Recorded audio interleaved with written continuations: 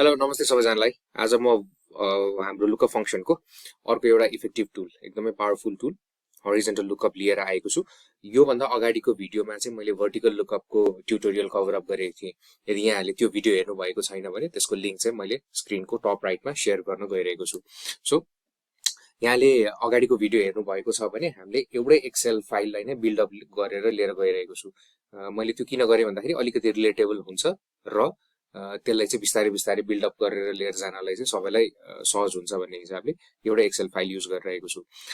हाम्रो VLOOKUP को जुन भिडियो यहाँले हेर्नुभयो भने हामीले त्यतिखेर हामीसँग एउटा स्टक इन ह्यान्ड को टेबल हामीलाई प्रोवाइड गरिएको थियो र हामीलाई के असाइनमेन्ट दिएको थियो भन्दाखेरि यो दुईटा शीटमा भएको एमआरपी र कस्ट प्राइस चाहिँ यही लिएर आउनुपर्ने हामीसँग असाइनमेन्ट थियो, जुन हामीले अलरेडी VLOOKUP को फंक्शनमा कभर अप गरिसकेको छु।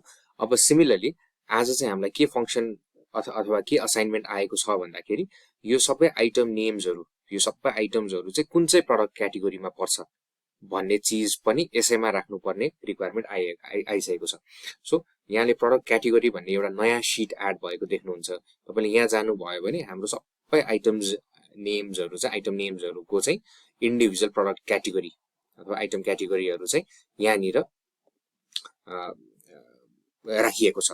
अब हाम्रो असाइनमेन्ट भनेको यदि एप्पल छ भने फ्रुट को क्याटेगोरी त्यहाँ आउनु पर्यो, त्यसैगरी ब्रेड छ भने प्याकेज्ड भनेर त्यो क्याटेगोरी आउनु पर्यो, सिमिलरली पोटेटोजहरु छ भने भेजिटेबल को क्याटेगोरीमा आउनु पर्यो। ओके, सो क्विकली हामी फर्मुलामै रन थ्रु गर्छौं। अब मैले यहाँनिर चाहिँ एउटा क्याटेगोरी भनेर टाइप गरे। Okay, so is equals to similar प्याटर्नमा हामीले फर्मुला एक्टिभेट गर्छौं। इज इक्वल्स टु बाट स्टार्ट गर्छौं। पहिला हामीले VLOOKUP गर्थ्यौं भने अब अहिले HLO लुकअप गरिसकेपछि HLOOKUP भन्ने फंक्शन यहाँ देख्न सक्नुहुन्छ। त्यसलाई ट्याब प्रेस गर्नुभयो भने यो फंक्शन एक्टिभेट हुन्छ। एकदमै सिमिलर प्याटर्नमा छ, अलिकति माइनर डिफरेन्स मात्रै हुन्छ VLOOKUP र HLOOKUP मा, जुन यहाँलाई मैले देखाउन गएको छु। सो लुकअप भ्यालु हाम्रो VLOOKUP मा पनि थियो, HLOOKUP मा पनि छ। लुकअप भ्यालु हाम्रो एप्पल्स नै हुने भयो, कमा अब यहाँले टेबल एरे भन्नेको अप्सन देख्नुहुन्छ। अब हामीलाई कहाँबाट भ्यालु लिएर आउनु पर्ने छ त भन्दाखेरि प्रोडक्ट क्याटेगोरीमा गए। त्यसपछि मैले एप्पल सिलेक्ट गर्छु। मैले माउसको कर्सरलाई नै क्लिक गरे। अब यसलाई चाहिँ माउसले दुईटा यो रोजहरु सिलेक्ट गरेर एन्ड सम्म जान पनि सक्नुहुन्छ, अथवा क्विक तरिका भनेको मैले एप्पल सिलेक्ट गरे, मैले शिफ्ट गर्छु, डाउन प्रेस गर्छु र कन्ट्रोल शिफ्ट राइट क्लिक गरे भने एन्ड अफ द टेबल सम्म जान्छ। Okay, so minor difference VLOOKUP र HLOOKUP मा चाहिँ यहाँले यो देख्नुहुन्छ। मैले अब एकचोटी फेरि यो फर्मुला एक्टिभेट गर्न ट्राई गर्छु। Is equals to HLOOKUP tab lookup value product क्याटेगोरीमा जान्छु, स्टार्ट अफ द टेबलमा गएर एप्पल सिलेक्ट गर्छु, shift down, control shift right भनेपछि एन्ड अफ टेबलमा गयो। ओके, सो अब यहाँले हेर्नु भयो भने हामीले VLOOKUP फंक्शनमा पनि 2 रोज टाइम्स 50 कलम्स भनेरै आउँथ्यो। भर्टिकल लुकअप गर्दाखेरि चाहिँ हामीले के गर्थ्यौं, 50 कलम्स भनेर चाहिँ त्यहाँ लेख्थ्यौं। भनेपछि हाम्रो नर्मल फर्मुला चाहिँ यहाँ कमा लेख्थ्यौं र 50 सिलेक्ट गर्थ्यौं। तर यो केसमा हामी के गर्यौं, कमा 2 कमा 0 गर्यौं। यो अहिले हामीले एक्ज्याक्ट म्याचमै काम गरिरहेको छु। ओके, सो यसरी हाम्रो हरिजन्टल लुकअप को फर्मुला चाहिँ एक्टिभेट भइसकेको छ र यसले भ्यालु पुल गरिसकेको छ। सो अगेन यो टेबललाई चाहिँ हामीले लक गर्नुपर्छ। यदि यहाँले चाहिँ सेल लकिङको भिडियो हेर्नु भएको छैन भने त्यसको पनि मैले भिडियो लिंक यहाँ शेयर गरिरहेको छु टप राइट स्क्रिनमा, त्यहाँ गएर रेफर गर्न सक्नुहुन्छ। यो चाहिँ एकदमै इम्पोर्टेन्ट छ हाम्रो लुकअप फंक्शनको लागि, सेल्सहरुलाई चाहिँ लक गर्ने अथवा कुनै पनि पर्टिकुलर एरियालाई चाहिँ लक गर्नको लागि। ओके, सो म फेरि एकचोटी टाइप गरिरहेको छु यो फर्मुला रेफरेन्सको लागि। HLOOKUP tab lookup array lookup value comma go to product category, start of the टेबलमा जान्छु, apples, shift down, control shift right. अब यहाँले फेरि एकचोटी म यहाँलाई देखाउँछु। यहाँनिर हेर्नु भयो भने 2R टाइम्स 50C छ। हामीले VLOOKUP को टाइममा के गर्थ्यौं, कलम्सको नम्बरलाई चाहिँ त्यहाँ राख्थ्यौं। तर अहिले हामीले हरिजन्टल लुकअप गरेको भएर अब हामीले रोजको भ्यालुलाई चाहिँ पुल गर्छौं, कमा 2 कमा 0 एक्ज्याक्ट म्याच। ओके, अब एन्टर प्रेस गरे मैले। अगेन मैले यो सेल्सहरुलाई चाहिँ F4 प्रेस गरेर लक गरिदिन्छु अब मैले सिम्पली यो फर्मुलालाई चाहिँ तलसम्म कपी गरेर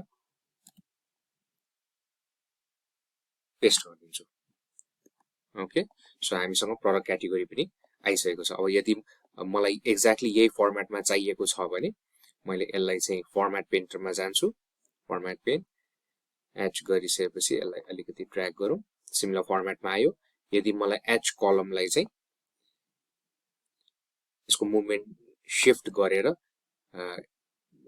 लेट्स से स्टक युनिट पछि राख्नु छ भने मैले पहिला सुरु एच सेलेक्ट गर्छु कन्ट्रोल एक्स अथवा राइट क्लिक गरेर माउसमा कट गर्छु अनि ई मा जान्छु मलाई जुन ठाउँमा चाहिएको छ त्यसलाई फेरि राइट क्लिक गर्छु इन्सर्ट कट सेल्स भन्ने यहाँले अप्सन देख्नुहुन्छ यो प्रेस गरिदिनु भयो भने ओके यहाँ चाहिँ मैले यो मर्ज गरेको भएर अघिको त्यो अप्सन आयो यहाँले त्यो फिल्ड मर्ज नभएको भयो भने सहजै पेस्ट भएर बस्थ्यो ओके सो मैले अब क्विकली एकचोटी यहाँलाई मैले यो कलम एउटा हाइड गरे र यो पनि हाइड गरे सो यो वी लुकअप र एच लुकअप को क्विकली डिफरेन्स देखाउन गइरहेको छु यसलाई पनि सानो गरौँ सो अगेन हामीले फर्मुलाज हेर्नु पर्यो भने चाहिँ फर्मुलाज ट्याबमा गएर शो फर्मुलाज गर्यो भने यहाँले टाइप गर्नुभएको सबै फर्मुलाज देख्नुहुन्छ सो प्रिन्सिपली यहाँले के डिफरेन्स देख्नु भयो भन्दाखेरि यहाँनिर जुन हामीले 2 प्रेस गरेको थियौं त्यो चाहिँ नम्बर अफ कलम्स थियो ओके